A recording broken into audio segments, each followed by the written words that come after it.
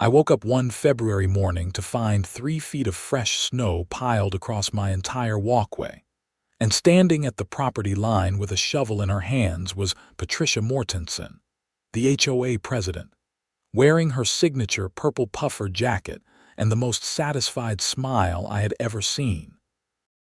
My name is Nathan Norton, and I have lived in the Meadowbrook Heights subdivision in Rochester, Minnesota, for exactly 2 years. The neighborhood itself was pleasant enough, with well-maintained homes built in the late 90s, mature oak trees lining the streets, and sidewalks that connected the entire community. What made it less pleasant was Patricia Mortenson, a 53-year-old woman who had served as the HOA president for the past 7 years and treated the position like she was running a small dictatorship. I stood at my front window in my pajamas, coffee mug in hand, watching Patricia lean on her shovel with that smug expression. Her own driveway and walkway were completely clear. The snow she had removed from her property formed a perfect 3-foot wall across my entire front walkway, extending from my driveway all the way to the sidewalk. It was deliberate, it was calculated, and it was not the first time. This had started back in December, right after the first significant snowfall of the season. I had noticed small amounts of snow appearing on my walkway that did not match the natural drift patterns. At first, I thought maybe it was just how the wind had blown it. But by the third snowfall, the pattern became obvious. Patricia was shoveling her snow directly onto my property, and she was doing it early in the morning before most people were awake. I grabbed my phone and took several photos through the window, making sure to capture Patricia still standing there with her shovel. Then I threw on my winter coat, boots, and gloves and headed outside. The cold hit me immediately. It was barely 15 degrees, and the wind cut through the gaps in my coat. I walked down my unshoveled driveway, my boots crunching in the fresh powder, until I reached the property line where Patricia stood.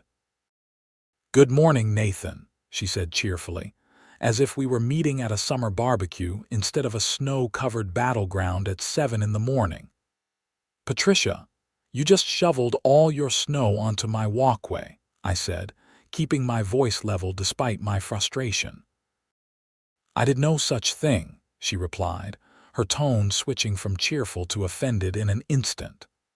"I cleared my property as required by HOA regulations. Where the snow ends up after that is not my responsibility. You deliberately threw it onto my property. I watched you do it." Patricia's eyes narrowed. "Are you accusing me of something, Nathan? Because making false accusations against the HOA president is a serious matter. I could fine you for harassment." I felt my jaw tighten. This was classic Patricia. Every interaction with her somehow circled back to her authority as HOA president and her ability to levy fines against residents. "I am not harassing you. I am asking you to stop putting your snow on my property," I said. "I have not put anything on your property," she insisted. "And if you do not clear your walkway within 24 hours as stated in the HOA bylaws section 4.7, you will receive a $50 fine." She turned and walked back toward her house, leaving me standing there looking at the massive pile of snow that would take me at least 2 hours to clear. I spent that entire morning shoveling. My back ached, my fingers were numb despite my gloves, and I was furious. This was not just about snow. This was about Patricia's ongoing campaign to make my life difficult ever since I had voted against her proposal to increase HOA dues by 30% last year. The vote had been close, but enough residents had sided with me to defeat her proposal. Patricia had not forgotten. Since then, I had received citations for my grass being a quarter-inch too tall, for leaving my garbage cans visible from the street 15 minutes past the allowed time, and for having a holiday wreath on my door 3 days past the approved decorating period. Each citation came with a fine ranging from $25 to $100. Over the next 6 weeks, the snow situation escalated. Every single time it snowed, Patricia would wake up early and systematically shovel every bit of snow from her driveway and walkway directly onto mine. She would pile it high, creating barriers that were sometimes 4 feet tall. I started setting my alarm for 5 in the morning so I could catch her in the act, but she must have been getting up even earlier, because by the time I looked outside, the damage was already done. I documented everything. I took photos, videos, and detailed notes with timestamps. I tried talking to other neighbors, but most of them were too afraid of Patricia to get involved. The few who sympathized with me did so quietly, behind closed doors, admitting they had their own grievances with her authoritarian leadership, but felt powerless to challenge someone who controlled the fines and violations. My friend Derek, who lived 3 streets over, suggested I just shovel my snow back onto her property. Give her a taste of her own medicine, he said over beers at his place one evening. I thought about it, I admitted, but that would just give her ammunition to fine me or claim I was the aggressor. She is documenting this just as much as I am, I guarantee it. She wants me to retaliate. So what are you going to do? Derek asked. I am going to sue her, I said. Derek nearly choked on his beer. Sue the HOA president? Man, that is going to make your life hell. My life is already hell, I pointed out. The next day, I visited the office of Margaret Chen, an attorney in downtown Rochester who specialized in property disputes and HOA conflicts. Her office was in a renovated historic building, and her assistant showed me into a conference room with a view of the snow-covered downtown streets. Margaret was in her early 40s, sharp and professional, with glasses that she wore on a chain around her neck. She listened to my entire story without interrupting, reviewing the dozens of photos and videos I had compiled on my laptop. This is pretty clear-cut harassment, she said when I finished. The question is whether we pursue this as a civil matter between you and Patricia personally, or if we involve the HOA as an entity. I want Patricia held accountable, I said. She is using her position as HOA president to bully me because I voted against her proposal last year. Margaret nodded. We will file a civil suit against both Patricia Mortenson personally and the Meadowbrook Heights HOA. We will seek an injunction to stop the behavior immediately, and we will pursue damages for your time, the additional labor costs, and the stress this has caused. We will also request that the court order her to clear any snow she places on your property going forward. Can we really get that? I asked. With this much documentation? Absolutely. You have videos of her doing it, time-stamped photos, and a clear pattern of behavior. Any reasonable judge will see this for what it is. We filed the lawsuit on March 1st. By that point, winter was theoretically winding down, but Minnesota winters are unpredictable, and we had already been warned about another major snowstorm heading our way in mid-March. The lawsuit named Patricia Mortenson and the Meadowbrook Heights HOA as defendants. We alleged harassment, property damage, intentional infliction of emotional distress, and abuse of authority. We asked for $10,000 in damages and a permanent injunction against the snow shoveling behavior. Patricia received the papers 3 days later. I know because she came to my door that evening, her face red with anger, waving the documents at me. How dare you, she said, her voice shaking. How dare you sue me and this HOA? I have dedicated 7 years of my life to this community. And I have asked you repeatedly to stop shoveling snow onto my property, I replied calmly. You refused. This is the consequence. This lawsuit is frivolous and you know it, she spat. I will countersue you for defamation and legal harassment. When I am done with you, you will wish you had never moved to this neighborhood.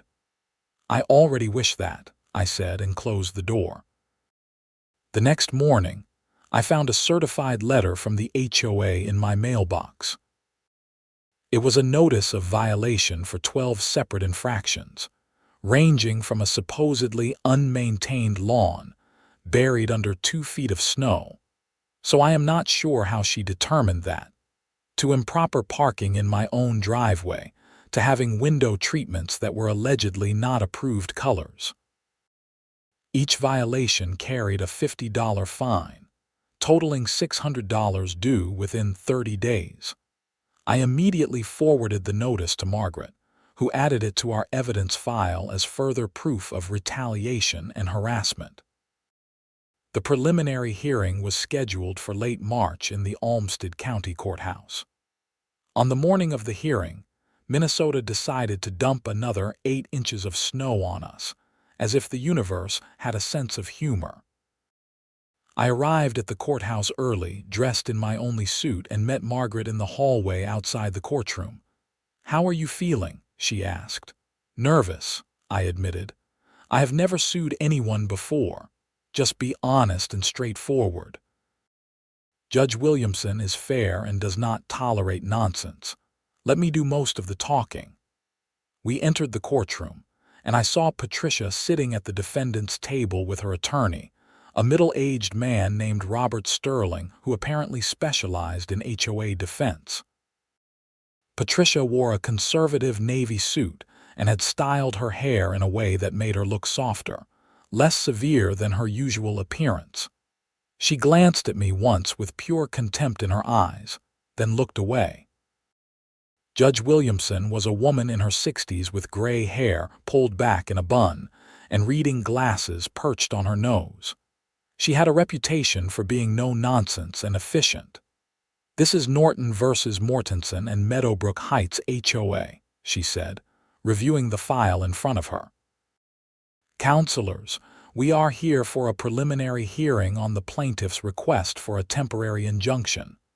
Miss Chen, you may proceed." Margaret stood and presented our case. She walked the judge through the timeline, showing the dated photos and videos on a large screen that had been set up in the courtroom. The evidence was damning. You could clearly see Patricia shoveling snow from her property directly onto mine, not once but repeatedly over the course of 3 months. The videos even showed her looking around to make sure no one was watching before she did it. "Your Honor," Margaret said, "this is not a case of snow naturally drifting or blowing onto my client's property. This is deliberate, targeted harassment by the defendant, who happens to be the HOA president and who has been using her position to retaliate against Mr. Norton for voting against her proposal last year." Robert Sterling stood to respond. "Your Honor, Miss Mortenson maintains that she has simply been clearing her own property as required by HOA regulations. Where the snow happens to land after being shoveled is not something she can control. The plaintiff's property is downhill from Miss Mortenson's, and gravity naturally causes snow to accumulate there." Margaret immediately jumped back in. "Your Honor, if I may, the videos clearly show Miss Mortenson lifting the snow with her shovel and throwing it directly onto Mr. Norton's walkway. This is not gravity. This is intentional placement. Furthermore, the pattern only began after Mr. Norton voted against Miss Mortenson's proposal, and it has coincided with numerous retaliatory HOA violations that we believe are baseless." Judge Williamson studied the screen, which was frozen on an image of Patricia mid-throw, snow clearly flying through the air toward my walkway. "Mr. Sterling," the judge said, "I am looking at this video and it appears quite clear that your client is actively throwing snow onto the plaintiff's property. How do you explain this?" Sterling hesitated. "Your Honor, people shovel snow in different directions." It is possible that some snow inadvertently landed on the adjacent property. Some snow, Judge Williamson repeated. Mr. Sterling, according to these photos, we are talking about 3 to 4 feet of snow consistently covering the plaintiff's entire walkway every time it snows. That does not look inadvertent to me. The hearing continued for another 30 minutes, with both sides presenting arguments. Patricia was called to testify, and she maintained her innocence, claiming she never intentionally put snow on my property. But when Margaret Cross examined her and showed her the videos, Patricia's story started to fall apart. "Miss Mortenson," Margaret said, "in this video, we can clearly see you lifting snow with your shovel and throwing it toward Mr. Norton's walkway. Is that correct?" "I was clearing my walkway," Patricia said stiffly. "By throwing snow away from your house and toward his, I have to put the snow somewhere. But you have an entire front yard where you could place it. Instead, you consistently choose to throw it onto Mr. Norton's property. Why is that?" Patricia's jaw tightened. "I am not responsible for where snow lands after I shovel it." "That is not what I asked," Margaret pressed. "I asked why you choose to throw it in the direction of his property when you have other options." Patricia did not answer right away. Judge Williamson looked at her expectantly. "Miss Mortenson, please answer the question," the judge said. "I throw it where it is convenient," Patricia finally said. "Convenient for whom?" Margaret asked.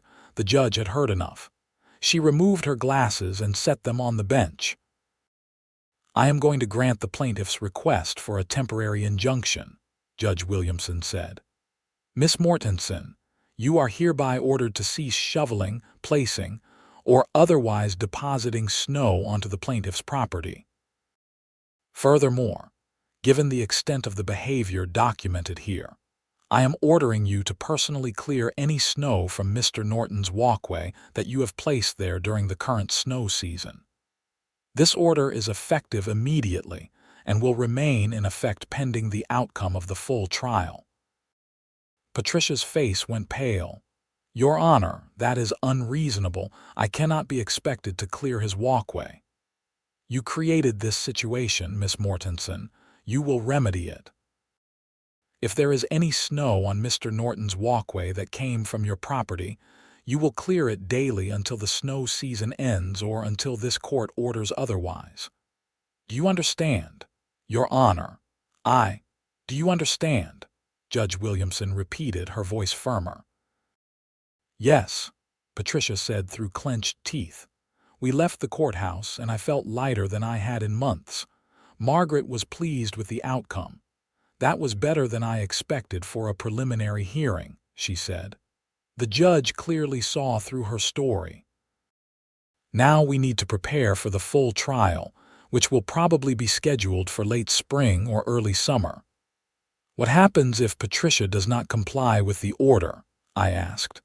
"Then she will be in contempt of court, and the judge can impose fines or even jail time. I doubt she will risk that." I drove home through the snowy streets feeling vindicated.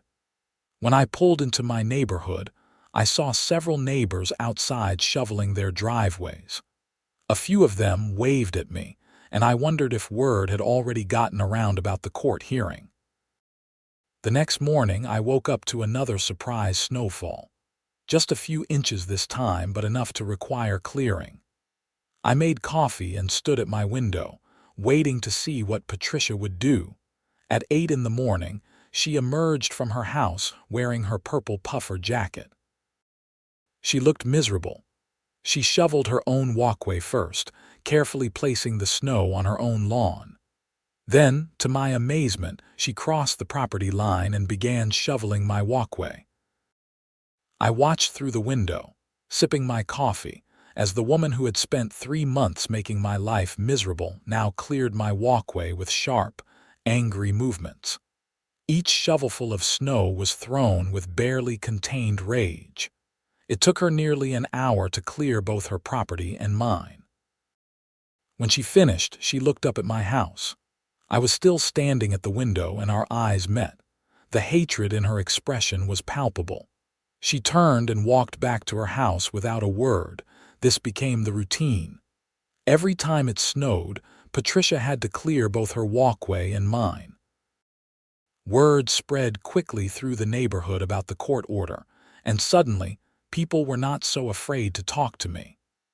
Several neighbors approached me on walks or when I was getting my mail, quietly congratulating me for standing up to Patricia. "She has been a nightmare for years," one neighbor, an older man named Frank, told me. "But nobody wanted to risk the fines and harassment.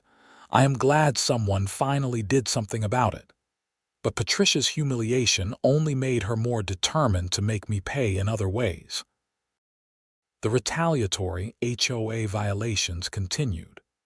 I received citations for my mailbox being allegedly 1 inch too low, for having an unapproved doormat, and for my garage door being open for longer than the permitted 30 minutes during daylight hours.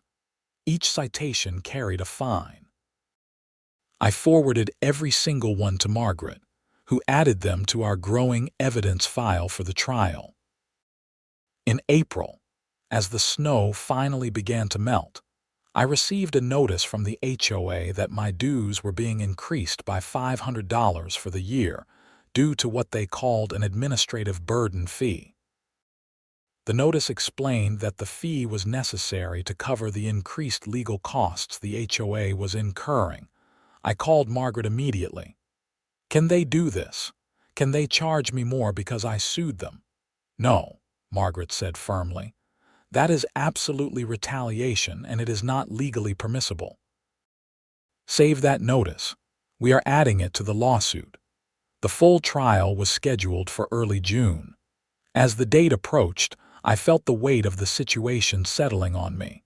This had consumed months of my life, cost me thousands of dollars in legal fees, and created incredible stress. But I also knew I could not back down. Patricia needed to be held accountable, and the HOA needed to understand that they could not abuse their authority without consequences. The trial lasted 2 full days. Margaret presented our case methodically, walking the jury through every piece of evidence, every video, every photo, every retaliatory violation notice. She brought in expert witnesses on property law and HOA governance. She even brought in neighbors who testified, reluctantly but honestly, about Patricia's leadership style and the culture of fear she had created in the community. Patricia's attorney tried to paint me as a disgruntled resident who was exaggerating normal HOA enforcement and misinterpreting Patricia's snow removal efforts. But the evidence was too strong. The videos did not lie. The pattern of retaliation was undeniable. Patricia herself took the stand, and Margaret's cross-examination was devastating. She got Patricia to admit that she had been upset about the dues vote, that she had issued multiple citations to me after that vote, and that she had been aware her snow was landing on my property, but had chosen not to adjust her shoveling direction.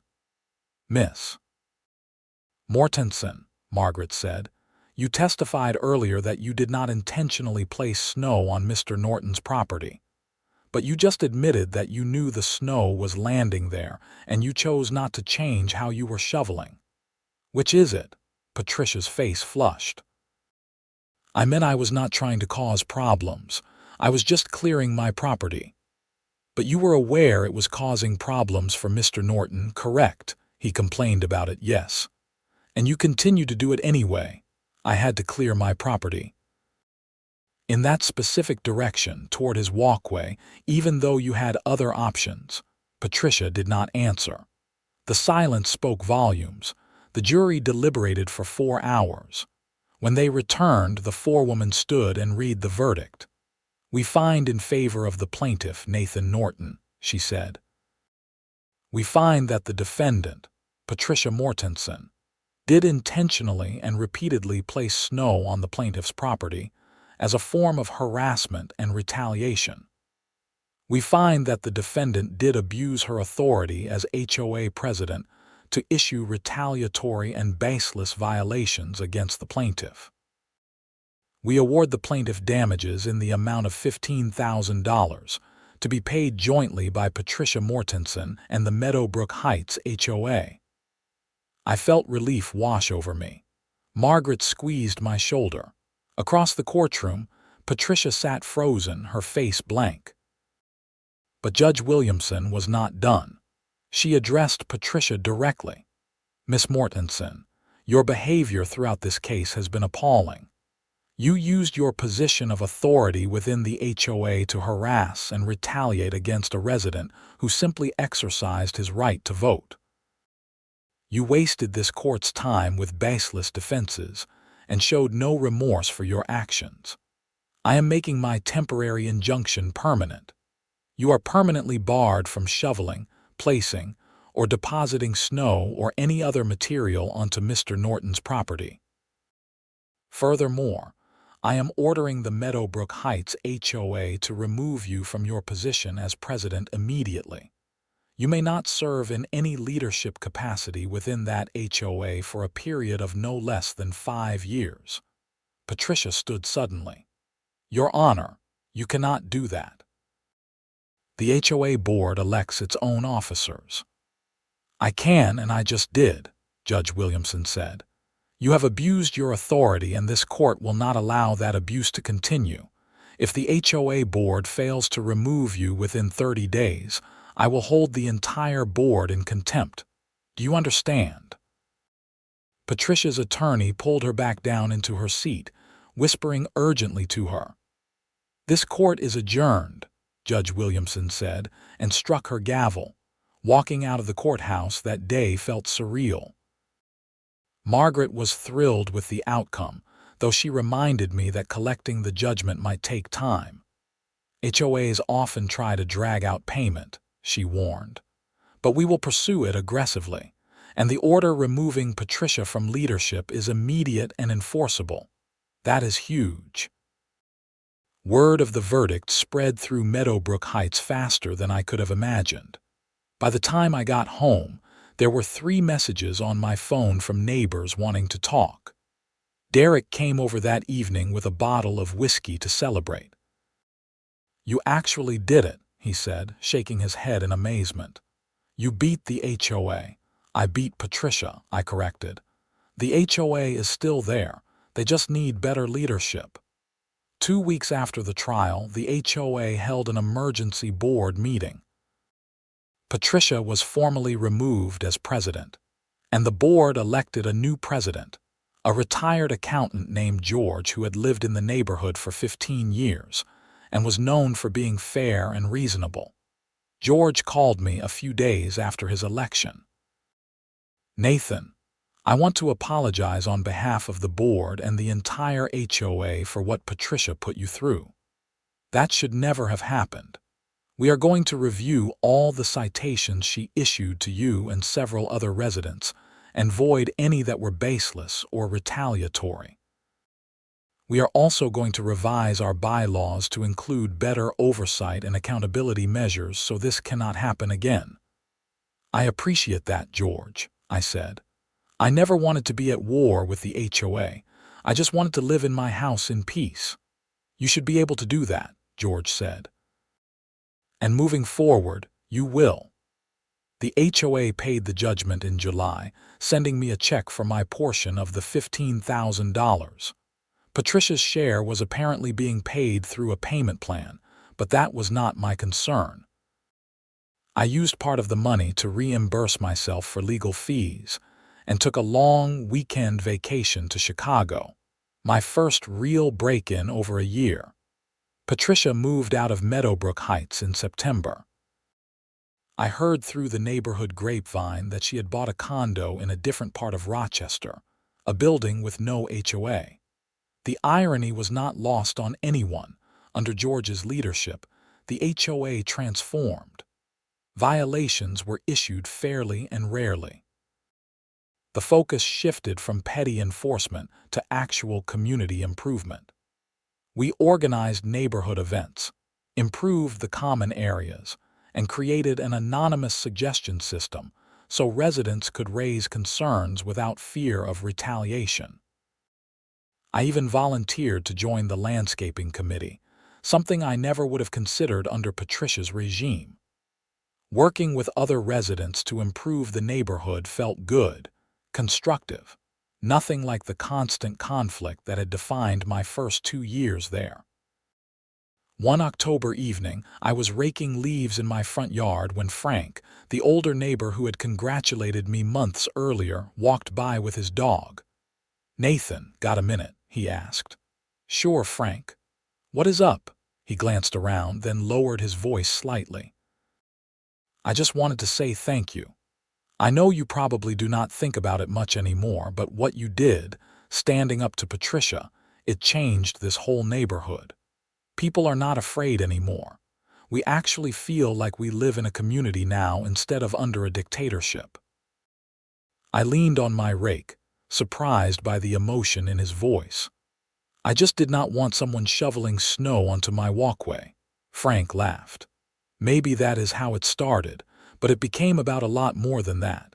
You gave people hope that you can fight back against abuse of power and actually win. That matters." After Frank walked on, I stood there for a moment, looking at my house, my cleared walkway, my peaceful street. The whole ordeal had been exhausting and expensive and stressful, but Frank was right. It had been worth it. Winter came again, bringing Minnesota's inevitable snow. The first significant snowfall arrived in early December, and I found myself standing at my window that morning with coffee in hand. Old habits die hard. But Patricia was gone. My neighbor, who now lived in the house she had occupied, was a young couple with a toddler, and they were outside building a snowman in their front yard, laughing and tossing snow at each other. I grabbed my shovel and went outside to clear my walkway. It was just snow the way it was always supposed to be. Nobody was weaponizing it. Nobody was using it as a tool of harassment. It was just winter in Minnesota. As I shoveled, the young mother from next door, whose name was Emma, called over to me. "Nathan, you need any help?"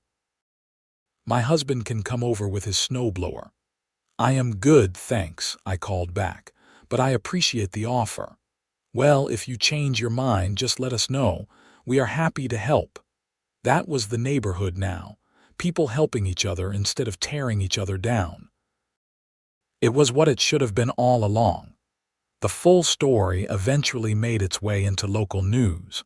A human interest piece about HOA disputes and one resident's successful fight against harassment.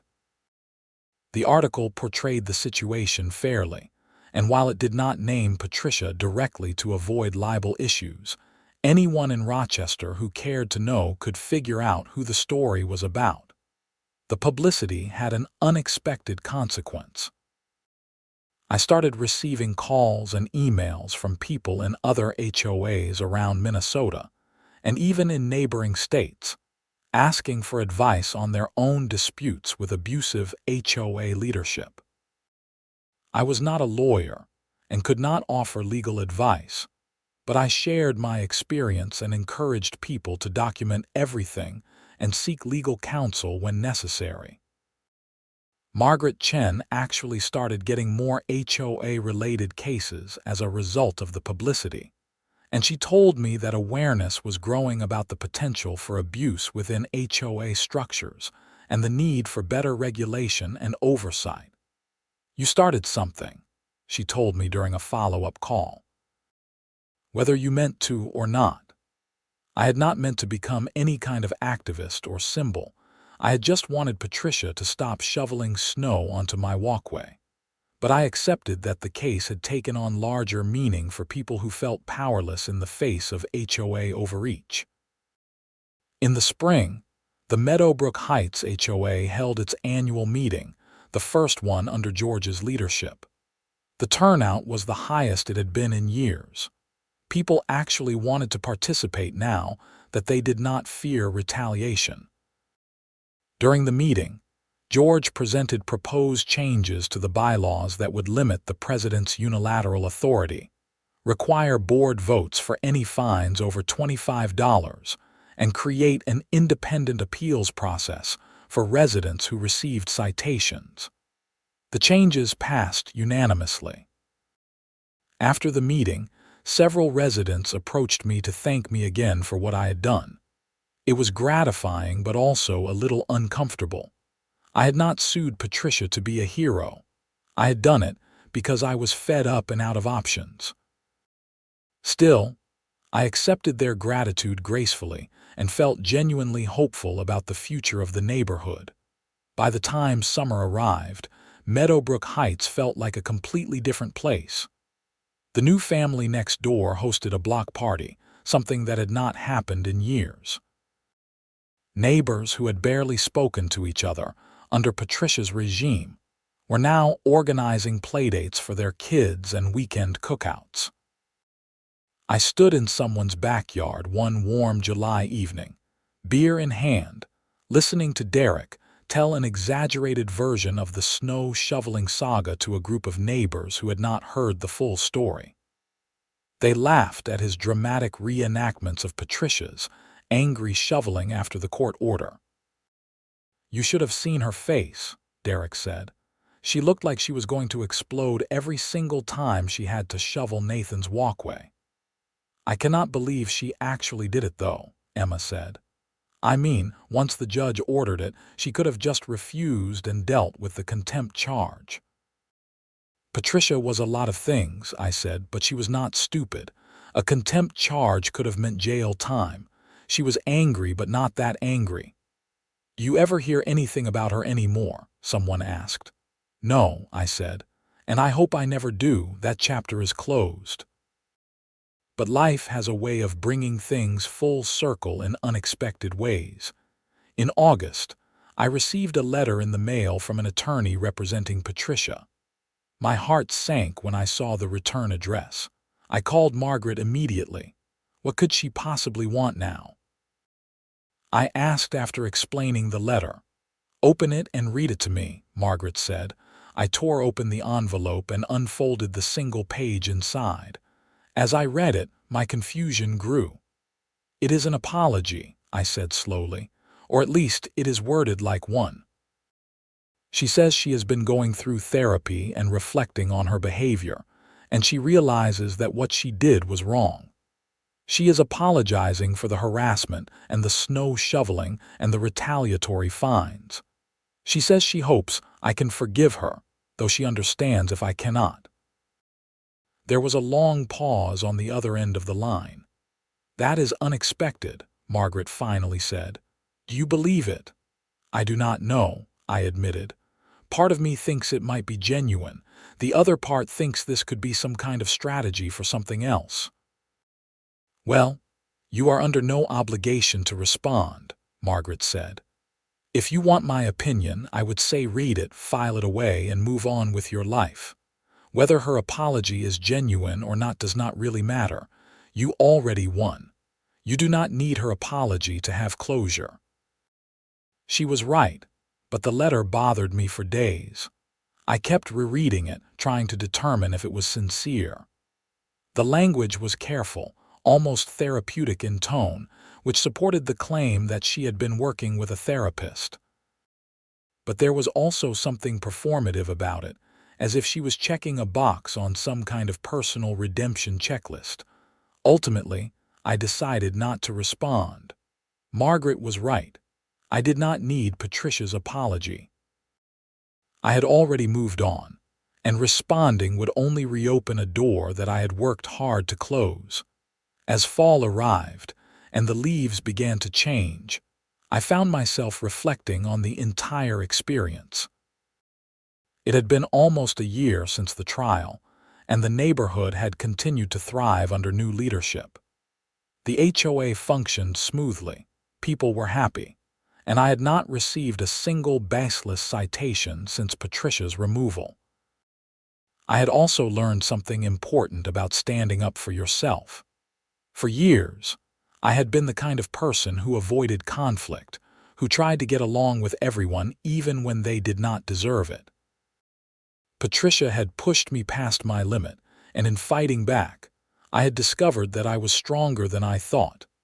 That did not mean I was looking for more fights.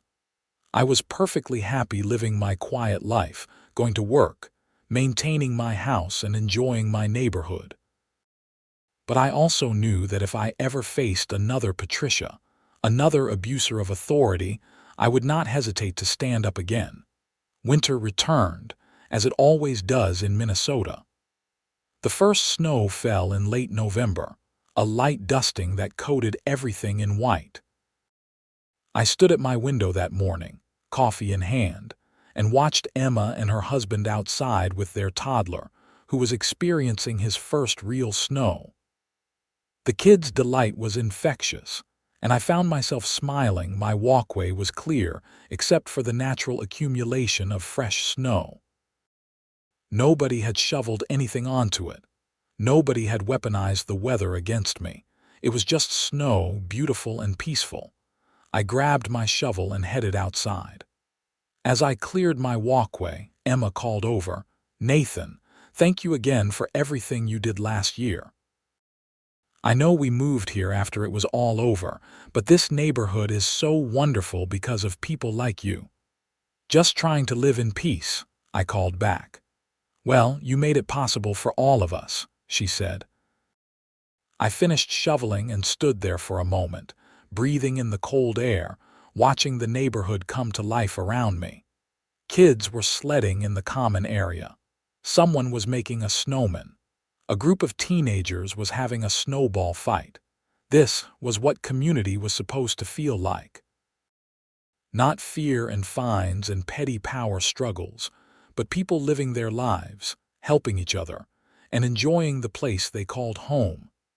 I went back inside, made another pot of coffee, and settled at my kitchen table with my laptop.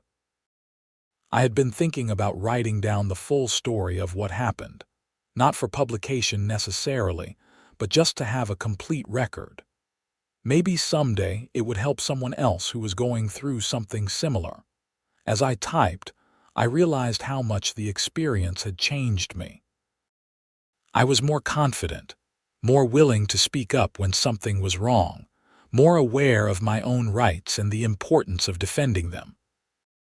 I had learned that institutions like HOAs derive their power from the compliance and fear of the people they govern, and that standing up to that power, while difficult, was not only possible but necessary. The story I was typing stretched on for hours as I tried to capture every detail, every emotion, every lesson learned. By the time I finished, it was dark outside and I had written thousands of words. I saved the document, backed it up, and closed my laptop. My phone buzzed with a text from Derek. "Want to grab dinner? Hearing some rumors about the old HOA president from my neighborhood. Apparently she tried to run for the board here and got rejected. Thought you would want to know." I smiled and texted back, "Good for your neighborhood. Sure, dinner sounds great. Where do you want to meet?" As I got ready to head out, I glanced once more at my front window. The snow had continued falling throughout the day, and my walkway was covered again. I would shovel it tomorrow. Tonight, I was going to enjoy dinner with a friend and not think about snow or HOAs or Patricia Mortenson. The past year had taught me that sometimes you have to fight for your peace, but once you have won it, you have to remember to actually enjoy it. I had won my fight. Now I was going to live my life. And as I drove through the snowy streets of Rochester toward the restaurant where I was meeting Derek, I felt genuinely content for the first time in years. The ordeal was over. Justice had been served. The neighborhood was thriving. And I was free to simply be Nathan Norton, resident of Meadowbrook Heights, without constantly looking over my shoulder for the next petty citation or pile of snow on my walkway. Life was good. Not perfect, but good. And after everything I had been through, good was more than enough.